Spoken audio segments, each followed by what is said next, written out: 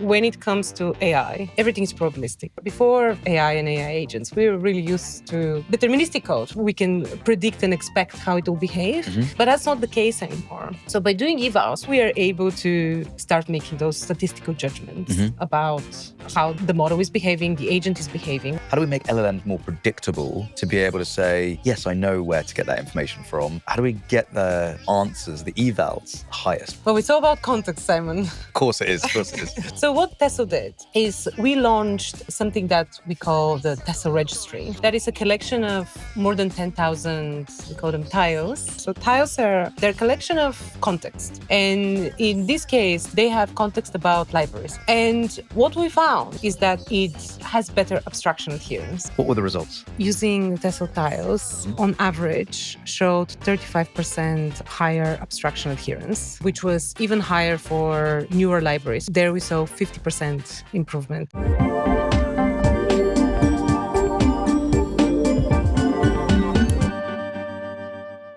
Before we jump into this episode, I wanted to let you know that this podcast is for developers building with AI at the core. So whether that's exploring the latest tools, the workflows, or the best practices, this podcast's for you. A really quick ask, 90% of people who are listening to this haven't yet subscribed. So if this content has helped you build smarter, hit that subscribe button and maybe a like. All right, back to the episode. Hello and welcome to another episode of the AI Native Dev. My name's Simon Maple and joining me today is Maria Gorinova, who is a member of technical staff in the AI engineering team at Tessl. Maria, welcome. And we're in the London office, of course, in Tessl HQ, so we can have a nice face-to-face chat. Maria, how are you? I'm good, thank you. I'm very excited to be here, Simon. Thank you for having me. Long-time listener, first-time caller, right? Yeah. Well, Maria, you were part of a team that built up, that wrote a report on some findings in and around, basically a bunch of evals that is testing how good coding agents can be with and without various contexts at, performing certain coding tasks. We're going to dig into that and show some really interesting information about when coding agents can provide solid results versus kind of like a little bit scrappier, not sure about the quality of those results. So really interesting data coming up. But first, who is Maria? Tell us a little bit about yourself, Maria. Yeah, sure. Well, as you said, I'm a member of technical staff here at Tessl in the AI engineering team. Before that, I have a PhD from University of Edinburgh in data science and machine learning. And then I moved to industry research, firstly at Twitter, back when it was still Twitter. It still is Twitter. Come on. In our hearts, it's still Twitter. Yeah, well, no comment. Yeah. And after that, I was in a few other startups before joining Tessl. Awesome. From the AI engineering point of view, what drives you into the wonderful space of machine learning and LLMs? What's your passion around there? Good question. I think I've always been passionate about this intersection between programming and logic and machine learning and data. So my PhD was kind of in that space. Even before that, some projects that I did were in that space. So I've always been really keen on this. And then I stumbled on Tessl and I was like, wow, these guys are really doing something and I want to be part of it. I think it really matches my journey so far. Yeah. So, oh, wonderful. So that's what excites me. Wonderful. So let's talk a little bit about the report. So yeah, there were a number of people. So there was yourself. Who else was on the report? Max. Who we had on the podcast just a few weeks ago as well, which is cool. Max, he never sleeps. There's so much work. So there is Max, there is Rob, and there is Drew, and myself. So that the four of us did this report. I did a lot of work on different evaluations. We actually have, more things cooking. So we're very excited for follow-ups. Yeah, and I know certainly within the Tessl organization, we always love the AI engineering team doing a whole bunch of this research because we find such amazing kind of like little gems and learnings from this. And it's, one of the things about LLMs just being so non-deterministic is we have these experiences, we have these anecdotal experiences. And people will recognize them when we say, oh yeah, the LLM did this. Someone will typically, a user of an agent will typically say, oh yeah, I saw that. Yeah, I've experienced that before. But it's hard to actually understand, well, what is the pain though? How bad is it? And I think one of the things that I love that, your team and you and the rest of the team do is with this research, you kind of like go a little bit deeper and you kind of like show the real pain. What are the problems? What are the capabilities? And let's do that. So with this report and with this, and it's out on the Tessl AI blog, we can share some links in the show notes and things like that. What are the problems then that this report is trying to discover? The scope of, the depth of, what are the key challenges to agentic coding? Wow, that is a big question. A very big question. Thank you for asking. I think I find this report and the work we did on this very, very interesting, because I think it really hits on something that to me is fundamental when it comes to programming and software engineering, and that is abstraction.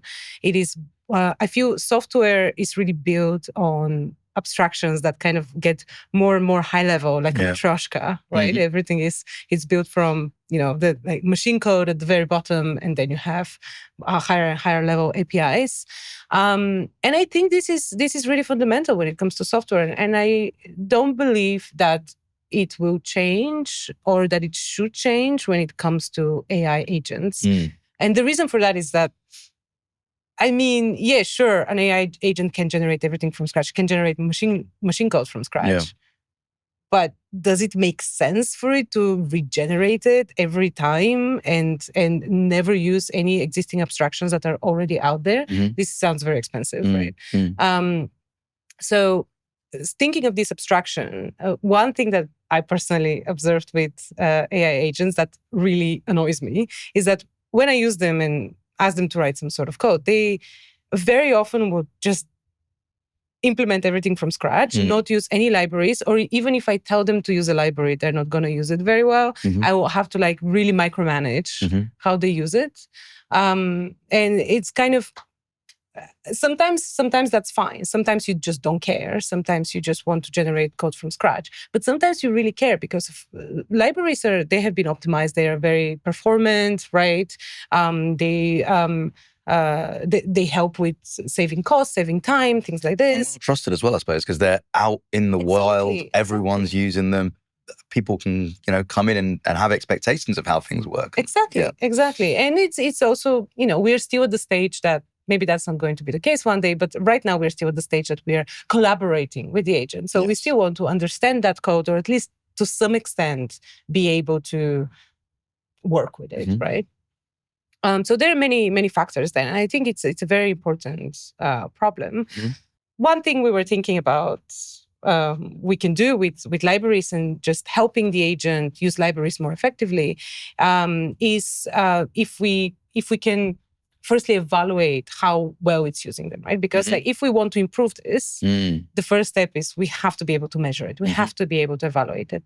And unfortunately, to best of our knowledge, there is not that many, if any, benchmarks out there existing that touch on this. A lot of the benchmarks that are for coding, they have to do with functional correctness. They evaluate maybe based on some tests or something like this. So they evaluate the behavior of the program. Like a SWE bench or a T bench or something like that. Exactly. Yeah. And that is very useful and shows us that the code works. But it misses exactly this problem of reusability and reusability of libraries.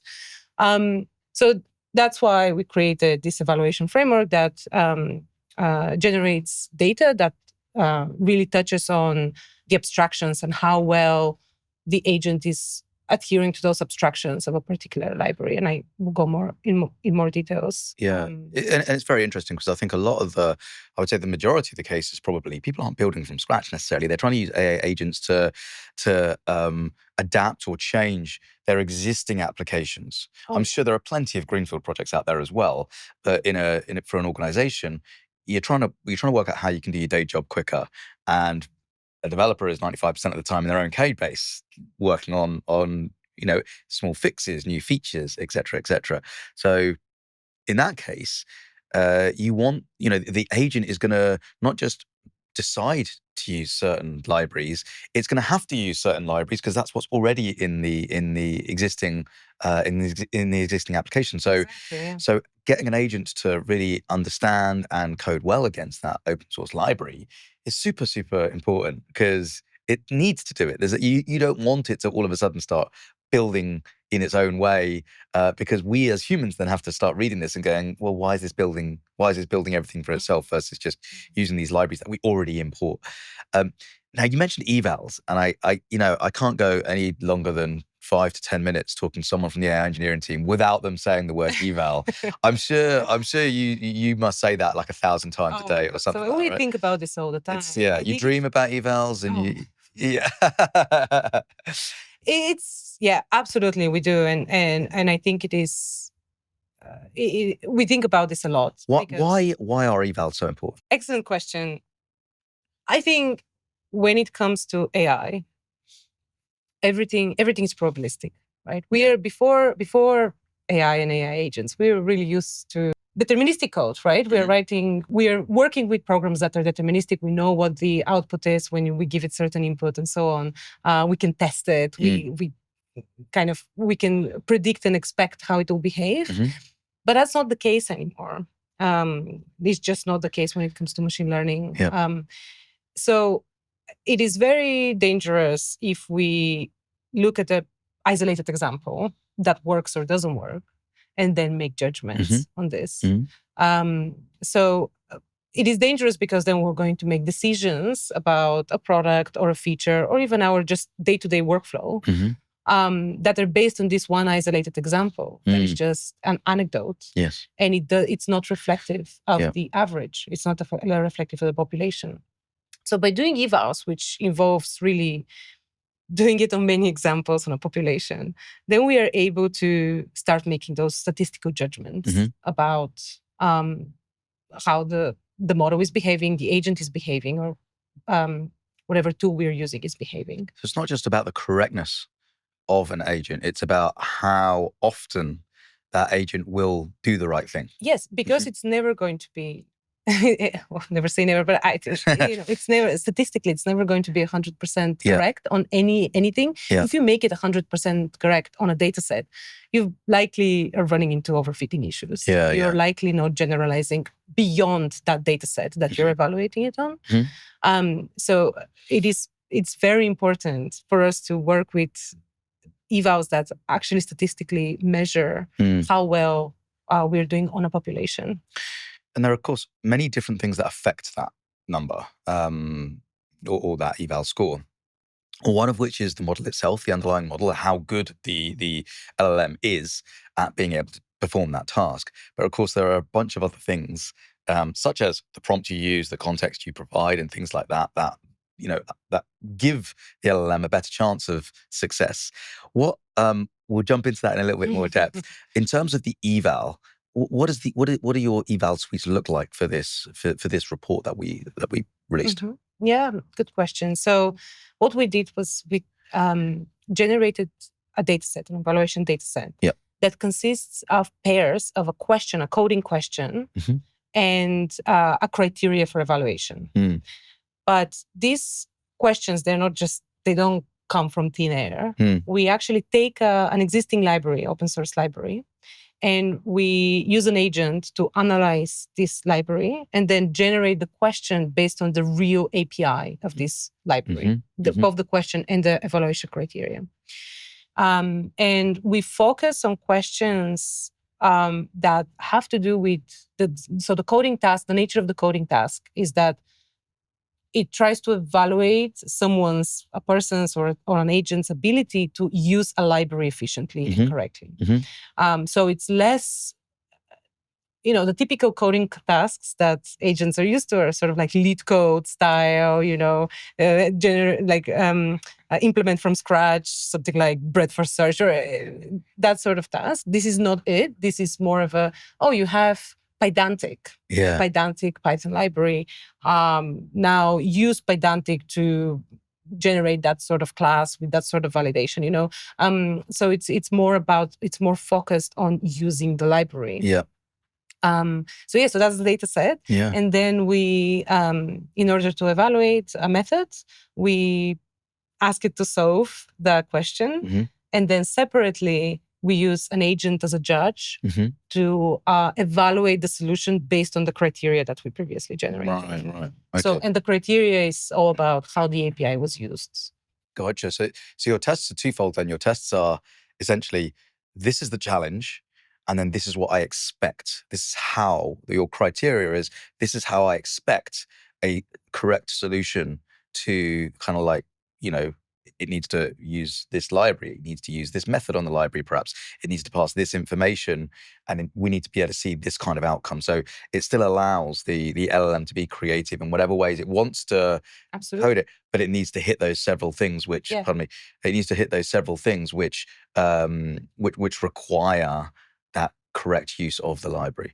Okay, what are so when things go good, they go good, you get a pass. When things go bad, what are the kind of things that we're looking for? I can already guess things like, that hallucination of the API that doesn't exist, maybe very often because it's actually picking the wrong version of the API. Is that a common thing? What are the things that we look for when in failures? Yeah.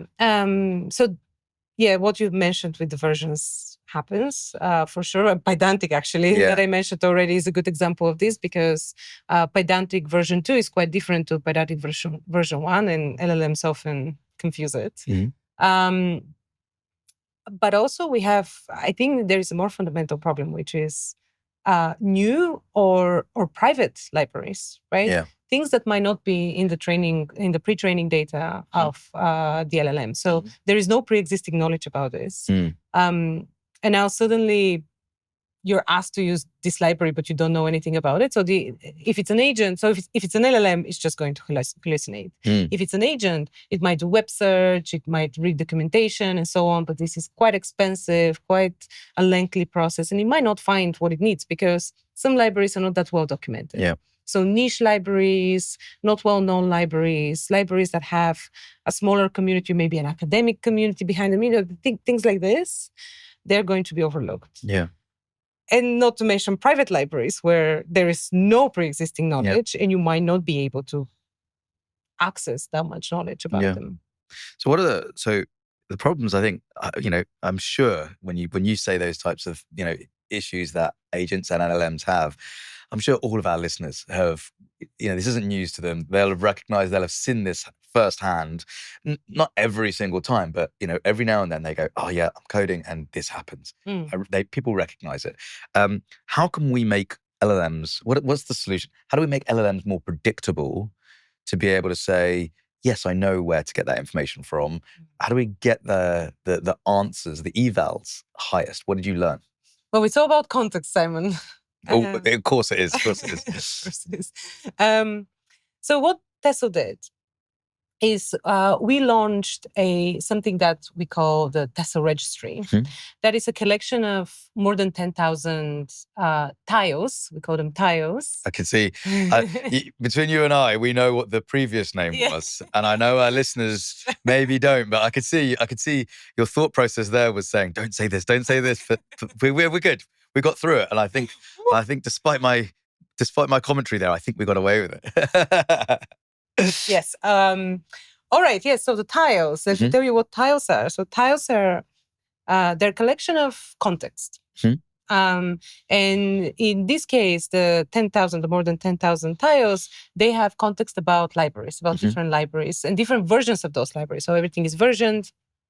And what we found with our evaluation that we previously talked about is that if we give the agent these tiles for libraries that it's using in a specific project, then it has better abstraction adherence. So remember the abstraction, the adherence to those specific APIs for when using a particular library. We observed that the agent behaves better and is more likely to use those abstractions correctly when it uses the Tessl tiles. Yeah. So there's a couple of terms there. Let's jump into them. Tiles and then adherence, abstraction, adherence. Adherence, that's right. I suppose adherence abstraction is kind of a thing as well. No, it's not. It's not. But let's start with tiles. So I always love thinking of tiles as almost like, if you think about a package, like an NPM package or a Java package or something like that, a collection, a grouping of some source code and some whatever it is, some part of your application, and it's typically a package for that ecosystem. A tile, for me, I always think of it in a similar way. A tile is like a package for your context, and of course there are three types of context, and I think what we're going to be talking about today is more about the documentation. So there's documentation, right. rules, and third is commands, I think, right? But that's kind of a little bit more future thinking. But the first two is around documentation, which is describing a context that describes the best usage of things like open source packages or beyond. We can talk about private packages and things like that as well.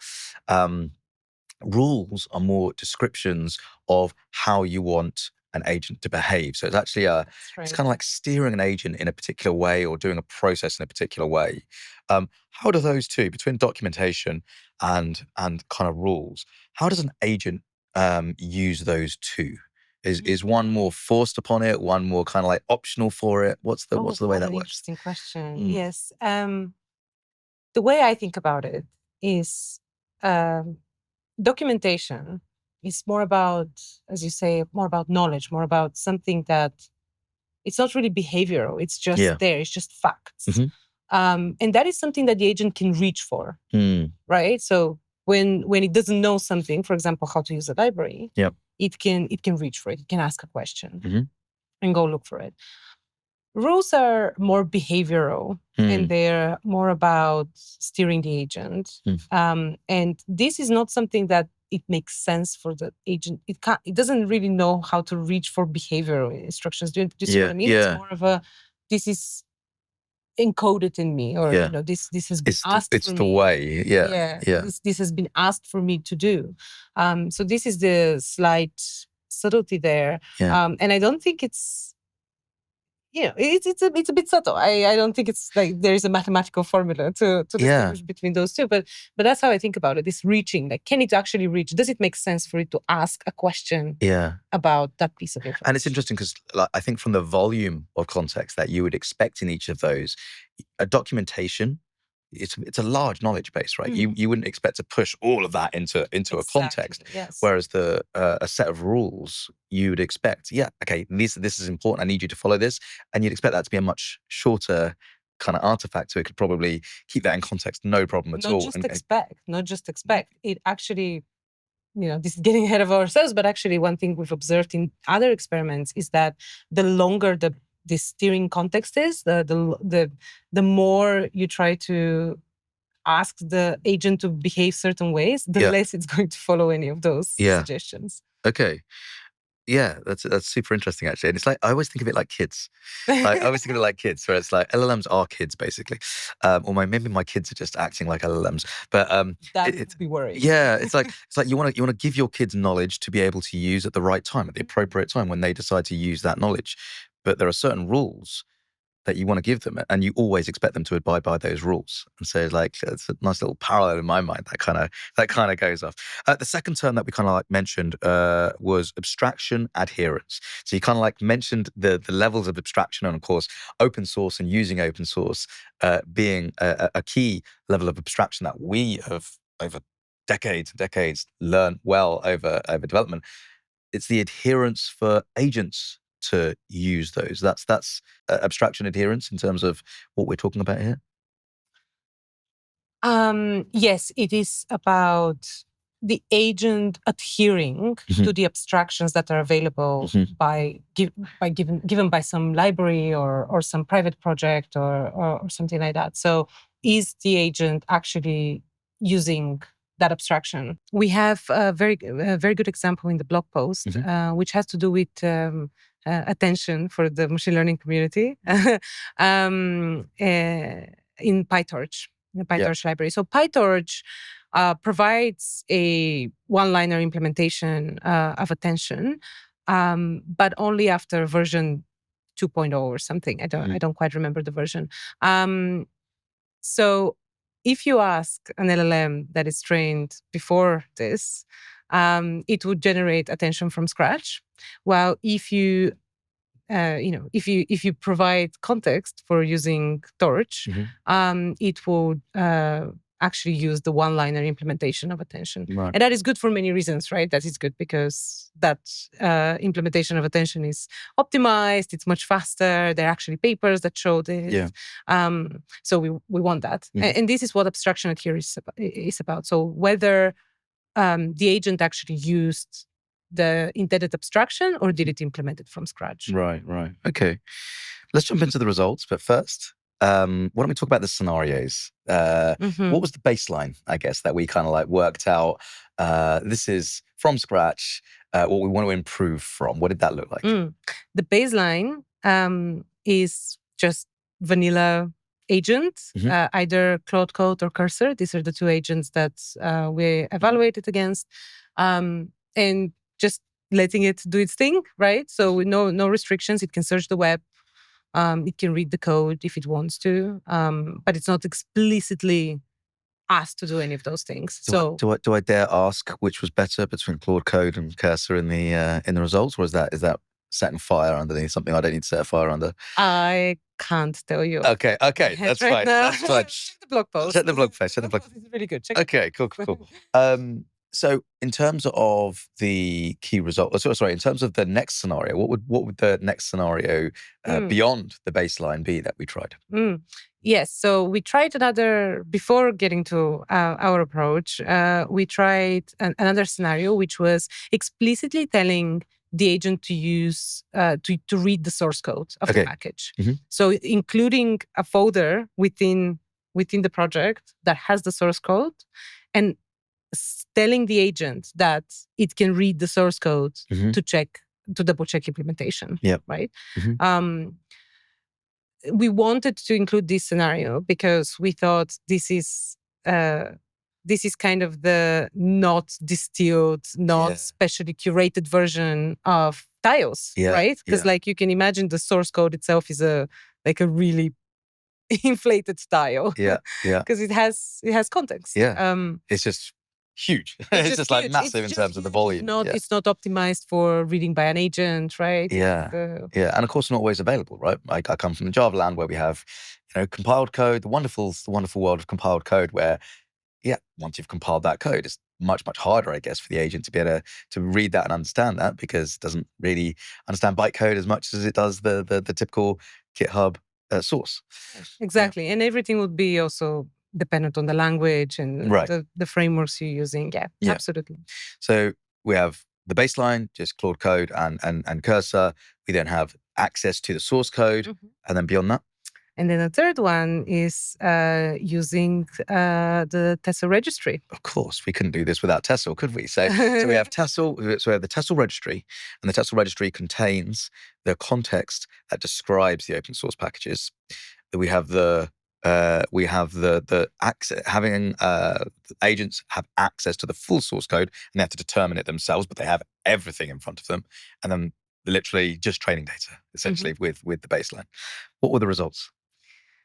The results were that using Tessl tiles on average showed 35% higher abstraction adherence, which was even higher for newer libraries. So libraries that were released in the last 3 years, there we saw 50% improvement of 50% improvement so 50% more likely to use the open source in the correct way with the criteria that was set of what we would expect a developer really, or an agent as well, to use an open source library to solve a problem that was given. Yes. That's incredible. Yeah, I think so as well. And we saw a lot more interesting things. Really, there's so much learnings from this experiment. Really, check the blog post. It is very, very interesting. But for example, we saw that the source code setting, that also performed well. But it was much slower, and it took more turns. And I think it makes sense. It's because the information is there, the context is there, but it's not optimized for usage. It is messy. The agent needs to go and search for it and grep all the time and do a lot of turns, and this slows things down. So And a turn here, is that the agent itself making more and more decisions about what it needs to do, or is that back and forth with the user? It's agent turns. It's So agent turns. it the steps that it takes in order to Gotcha. to get there, and it's because it has to do a lot of more manual work in order to. So lengthier, and I guess therefore as a result more expensive, just in sheer tokens that it's going to use, and presumably was there any context bloat as well because it does all that, or was that more done in, I guess, a sub agent? That's a very good question. I think Claude Code in particular uses sub-agents extensively. So we didn't observe necessarily anything like this, but I expect that for complex projects where I feel, our tasks, they were quite small. It wasn't something super complicated that needed to be done, especially if you're using the abstractions correctly. But for larger projects that kind of it's to implement a whole feature or something of the sort, I expect that there will be more problems with exactly this, because there will be so much more that the agent will need to manually discover. Yes, yeah, absolutely. In terms of, you mentioned newer libraries newer versions of libraries would cause a greater number of problems, and that's where you saw also kind of like Tessl succeed well, which kind of makes sense because less chance of it being in the training data, fewer examples out in the wild for the agents to train on, I guess. What about super old legacy style libraries where, I guess, again, similarly, you're going to have fewer people potentially using the older versions, but I'm sure there's a ton of listeners that we have whereby they have these dungeons of legacy apps where they don't want to go near them because they're petrified of making changes. And, it's a wonderful place for agents to actually come in and start understanding that code base. But can we trust the agent to equally make changes in that code base? How did legacy applications perform? Very good question. So what we observed is that the baseline Yep. underperformed for very old and relatively old and very new packages.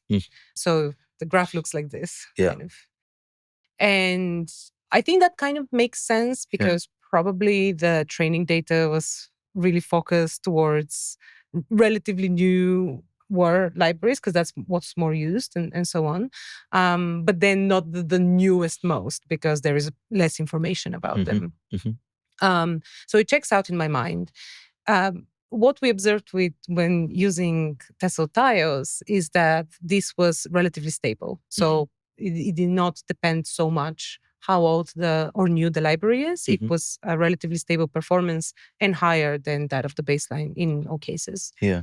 How about popularity of libraries as well? Because obviously the most popular libraries, they're probably going to have a ton of usage examples in open source repositories today.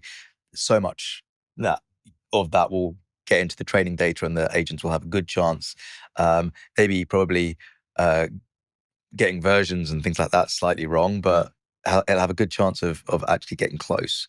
What about libraries that are lesser known, lesser used, and fewer examples in the wild? How did they perform? Yeah. So again, kind of intuitively, what we thought of intuitively, we saw in the data, which is that the agents had a negative bias towards more niche libraries. Niche here judged by the number of forks on GitHub. So we used that as a metric, and then we could see that the agents, the baseline, so just the agent, performed worse on libraries with less forks. Yeah. Well, that wasn't the case for tiles. So for tiles, we saw a big lift there, which was.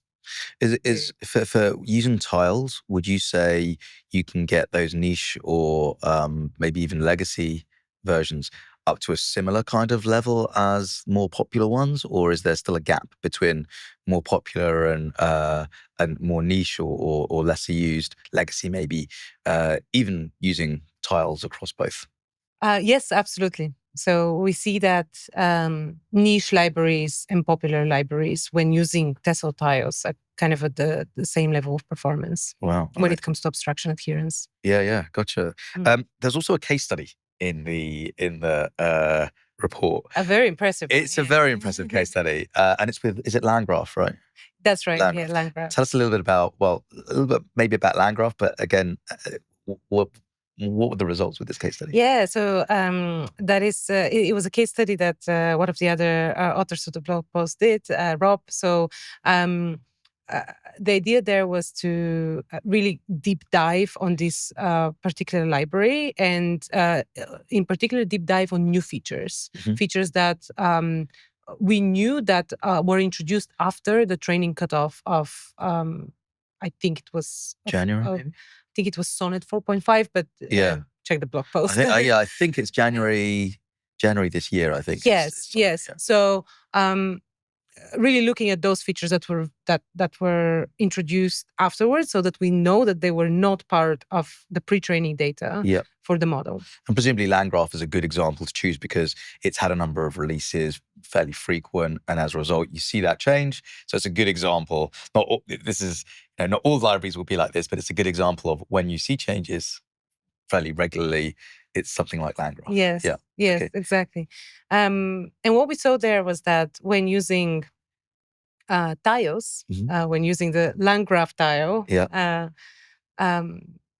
the agents performed 90% better, to 90% better on those new features. Which is, I mean, it's quite impressive. I think it makes sense because now we are giving them the context, we're making it so much easier for them.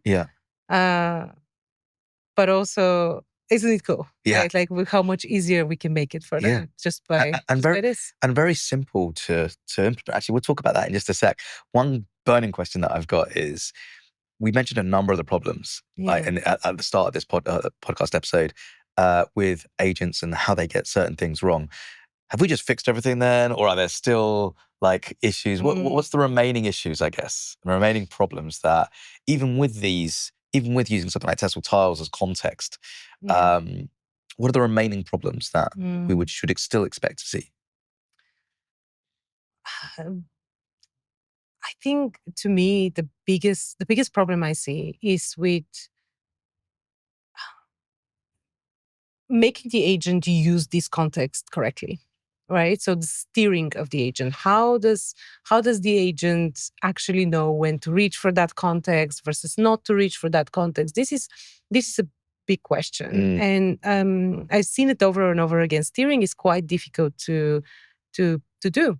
And it's also something that is quite difficult to evaluate, which makes things hard because we need to be able, as I mentioned at the beginning, we need to be able to measure something in order to improve it.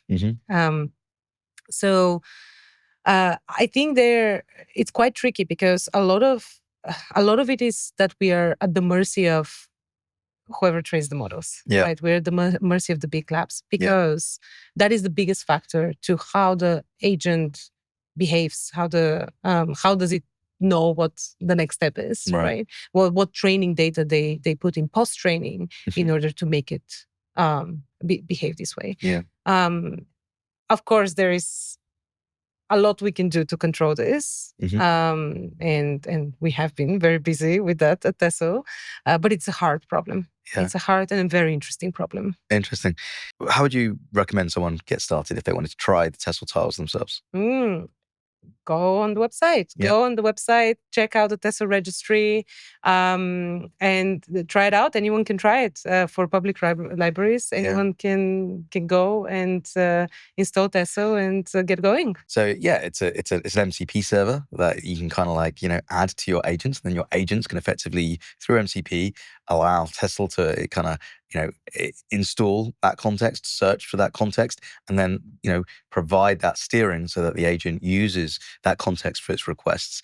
And it's also CLI if you wanted to use it like that.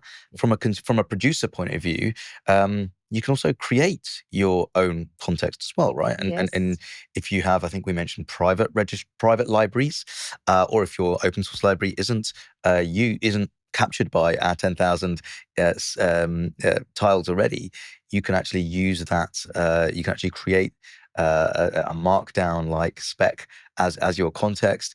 You can publish that into your private registry, and even make a request to make that public in the global registry. So there's a bunch you can kind of like do there as both a consumer, as a user, as well as someone who wants to publish that context for others to use for that, using their libraries or private libraries. Absolutely. Amazing. Maria, thank you so much, first of all, for sharing the work on the blog with your colleagues Rob and Max and Drew, and thank you for coming on the podcast. I really, really had a great time having a chat about this and doing a deep dive into this. Always love chatting evals with you, and it won't be the last time, I'm sure. But Maria, thank you so much. Awesome. Thank you so much. Thank you for having me. Appreciate it. And for those who want to read that blog, check it out on the Tessl blog. But also we'll mention it in the show notes as well. Thanks very much for listening, and we'll see you next time. Bye for now.